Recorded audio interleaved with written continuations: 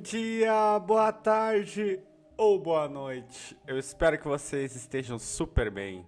Hoje estou assim vestido igual um pinguim porque aqui em Porto Alegre tá muito frio. Comenta aí de onde você está vendo o vídeo, se está frio, se está quente. Bora lá fazer um react da corrupção brasileira de futebol, mais conhecida como CBF. O que eu acho engraçado é que quando o Textor falou das denúncias, dos esquemas de corrupção, dos indícios, né, até a imprensa, quase toda a imprensa saiu para dizer que o Textor estava falando bobagem, loucura, mas sendo que tem um monte de prova de corrupção, tanto na entidade CBF quanto no futebol brasileiro, né? E o que a gente fala, reage aqui é só a ponta do iceberg, né? Só o que... E o que a gente fala e reage aqui é só a ponta do iceberg, né? O que já se sabe, né? Saiu para a imprensa. Imagina o que não se sabe. Quanta podridão que não tem, né? Então bora lá reagir à corrupção brasileira de futebol, também conhecida como CBF. Bora lá então reagir. CBF, a máfia do futebol. O nome do canal é FutDay, vamos inscrever, ativar as notificações e deixar o like. Vou deixar o link do vídeo original aqui na descrição. Sempre peço para vocês que vai lá se gostar do vídeo, né? E se inscreva para ajudar o criador, né? Porque dá trabalho fazer um vídeo desse. CBF, a máfia do futebol. Quem diria? A Justiça destituiu Edinaldo Rodrigues da presidência da CBF. A seleção brasileira Deixaram esse bandido voltar ainda. é algo muito delicado. As pessoas, os treinadores, os caras... É muita máfia, sacou? Na verdade, é muita máfia. Sim. A FIFA baniu do futebol o ex-presidente da CBF, Ricardo Teixeira, por corrupção. Porque quando você puxa o saco de uma seleção que não tá jogando nada, que o maior jogador pra vocês, não pra mim, que é o Neymar, tá gordo, tá inchado.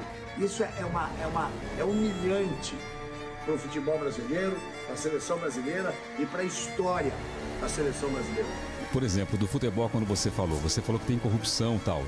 Você descobriu algo mais dentro do futebol que te deixou abismado? Você falou, não é possível que isso exista dentro do futebol? Totalmente, por exemplo, a quantidade de convocações para a seleção brasileira que não atendiam ao mérito, atendiam apenas à necessidade mercadológica de se dividir lucros com empresários. O que seria uma máfia? Eu te faço essa pergunta. Se você não sabe, uma máfia é uma organização criminosa, frequentemente envolvida em atividades Adoro esse tipo de vídeo estilo documentário, eu adoro, já gostei do cara. legais, como extorsão, tráfico, jogos ilegais, lavagem de dinheiro, contratos ilícitos, entre outros crimes. Elas geralmente operam de maneira secreta, com uma estrutura hierárquica e códigos de conduta próprias, muitas vezes envolvendo vários agentes com acordos de cartel ilícitos em setores legais. Agora eu te permito fazer a seguinte pergunta para mim: o que a seleção brasileira de futebol CBF tem a ver com a máfia? A pergunta está feita e a resposta, ela está nesse vídeo, e ela com certeza é a mais suja, nojenta, imoral e criminosa possível. Nossa história começa muito antes dessa bagunça que é atualmente. Voltamos então ao ano de 2001, onde o futebol brasileiro foi abalado por uma convocação que deixou todos perplexos. A seleção brasileira de futebol anunciou a convocação de um jogador cujo desempenho em campo parecia não justificar a sua chamada. No entanto, o mistério veio à tona anos depois, quando o presidente do clube onde esse jogador atuava confirmou que havia sido pago para que ele fosse convocado. Sim, pagamos para que ele jogasse na seleção. Foi isso. Em seguida, ele falou o seguinte: sim, muitos utilizam desse esquema no futebol brasileiro. Essa história é apenas a pequena pontinha do iceberg. Você provavelmente conhece Roberto Cabrini, um jornalista sensacional e que inclusive descobriu muito sobre a máfia dentro da seleção brasileira. A quantidade de convocações para a seleção brasileira que não atendiam ao mérito, atendiam apenas à necessidade mercadológica mercadológica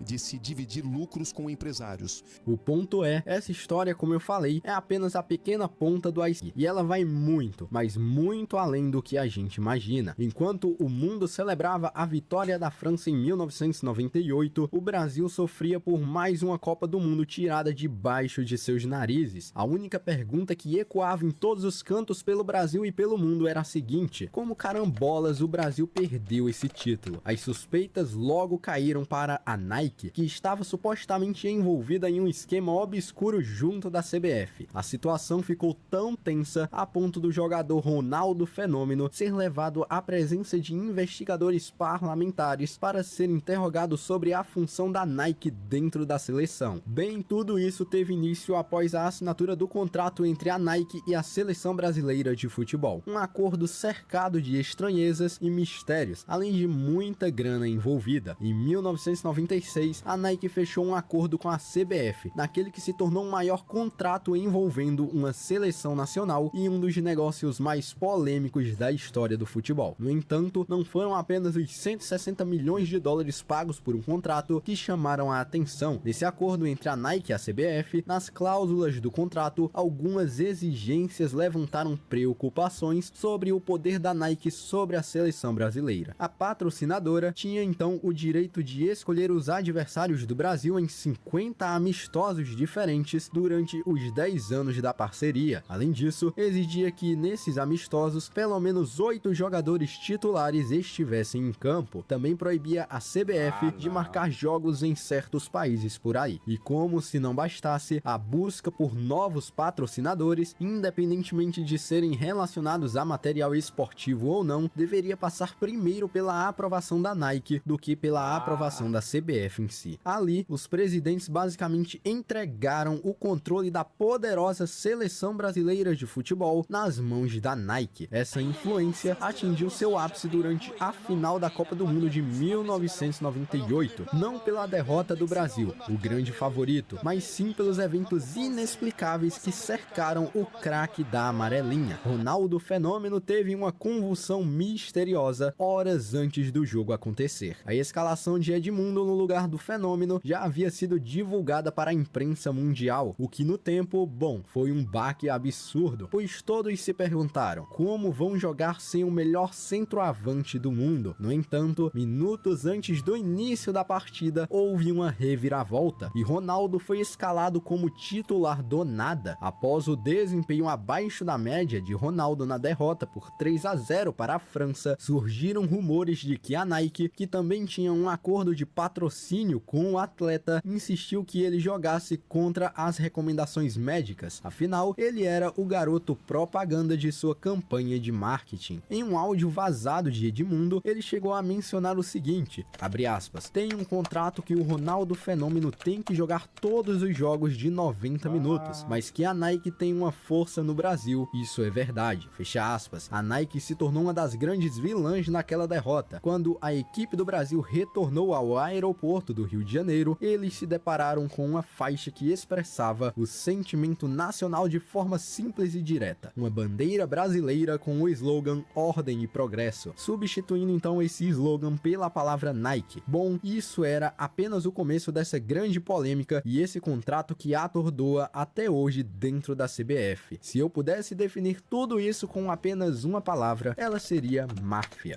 Em 2015, uma investigação do FBI trouxe à tona detalhes chocantes. Além dos 160 milhões de dólares do contrato de patrocínio ao longo de 10 anos, a Nike concordou em pagar por fora do contrato 40 milhões de dólares à Traffic, a empresa detentora dos direitos de imagem da seleção. Com esses valores sendo transferidos para uma conta na Suíça, destes 40 milhões, 30 milhões já haviam sido pagos entre 1996 a 1999, sendo que metade dessa quantia de dinheiro estranhamente foi parar nas mãos do então presidente da CBF, Ricardo Teixeira. Curiosamente, Teixeira que havia vendido os direitos da seleção para a Traffic. Além disso, uma porcentagem dos 160 milhões do contrato oficial também era dividida entre o dono da Traffic e o presidente da atual CBF. Como resultado dessas revelações, outros presidentes da CBF também foram condenados e banidos do meio meio esportivo. Recentemente, surgiram então novos rumores de um novo contrato, mas a Nike impôs algumas cláusulas a mais. Uma delas é a cláusula de anticorrupção. E tudo isso não marcou o fim da trama de escândalos que cercam a seleção, como os misteriosos esquemas de convocação, dos quais ninguém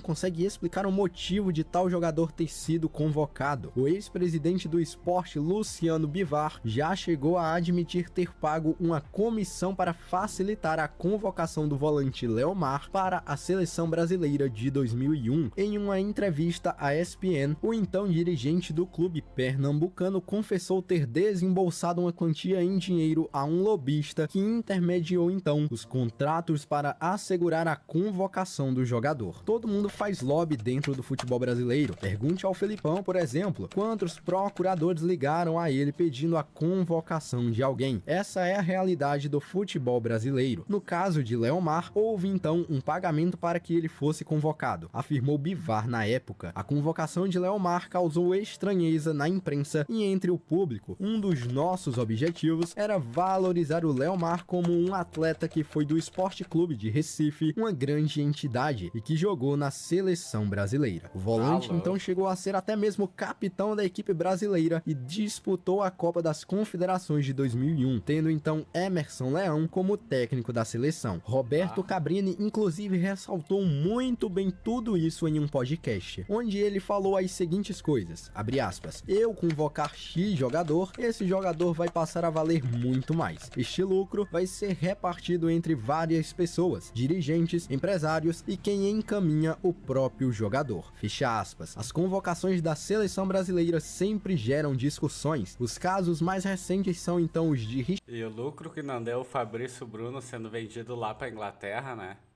Já estava sendo especulado pra Inglaterra e daí convocaram pra seleção pra jogar contra a Inglaterra e agora foi vendido pra Inglaterra. Ih, ai. O Yuri Alberto, quando tava no Inter, jogou a full, mano. Jogou muito no Inter. Nada de ir pra seleção. Foi pro Corinthians, jogou uns joguinhos, nem jogou bem e foi pra seleção. Ai.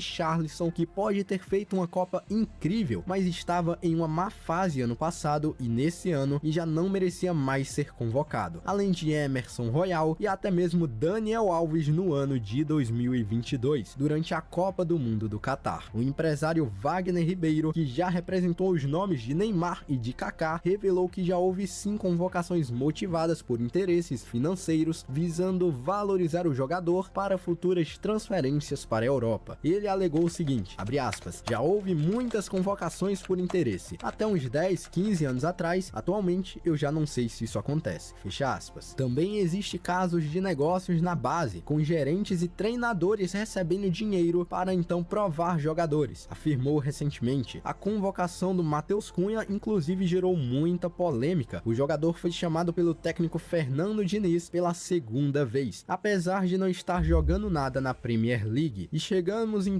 à treta do momento, com a incerteza da posição atual do Edinaldo Rodrigues, que saiu do cargo como presidente da CBF após alguns escândalos envolvendo corrupções. Um motivo seria então a ilegitimidade das eleições que possibilitaram então a chegada dele à presidência. Mas Edinaldo é apenas mais um de uma lista longa de ex-mandatários da CBF envolvidos então em polêmicas e corrupção. Aliás, uma comissão da própria CBF está vindo diretamente ao Brasil para investigar essa situação. Mas enquanto isso não acontece, Edinaldo Rodrigues voltou à presidência depois de ter sido afastado do cargo. Essa situação da CBF se reflete dentro e também fora de campo. Fernando Diniz, ele não tem culpa alguma do que estava acontecendo com a seleção brasileira, até porque treinar um clube e uma seleção é algo totalmente difícil. Até mesmo o próprio Pep Guardiola, treinador do Manchester City na Inglaterra, elogiou então o Fernando Diniz durante o Mundial de Clubes por treinar então o Fluminense e também a seleção brasileira. Edinaldo Rodrigues, de longe, é o pior presidente da CBF. Acabou demitindo Fernando Diniz. O motivo? Até agora ninguém sabe. O ponto é, a seleção brasileira está passando pelo maior vexame de todos. Levamos um fora do maior técnico da história, que até mesmo ironizou. Como é que ele ia vir pro Brasil sabendo que aqui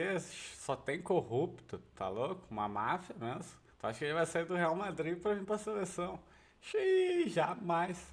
O fato do Brasil sequer cogitar a possibilidade dele comandar a seleção brasileira. E galera, tava na cara que o homem não vinha, até porque se misturar com essa máfia é algo ridículo. Sair do Real Madrid seria uma completa burrice para ele. E antes do vídeo acabar de fato, foi anunciado então a chegada do Dorival Júnior como técnico da seleção brasileira, substituindo definitivamente Fernando Diniz, que estava como interino até a suposta chegada do Ancelotti. Vocês já perceberam esse ciclo? Não temos nenhum técnico de fora assumindo a seleção brasileira. Todos eles são técnicos daqui, do Brasil. E eu acho que isso tem um motivo bem peculiar. Nenhum técnico quer se misturar com os porcos. Antes do vídeo acabar, eu agora gostaria de te fazer uma última pergunta. E ela é, E também com o técnico brasileiro é mais fácil esses esquemas aí de chamar jogador.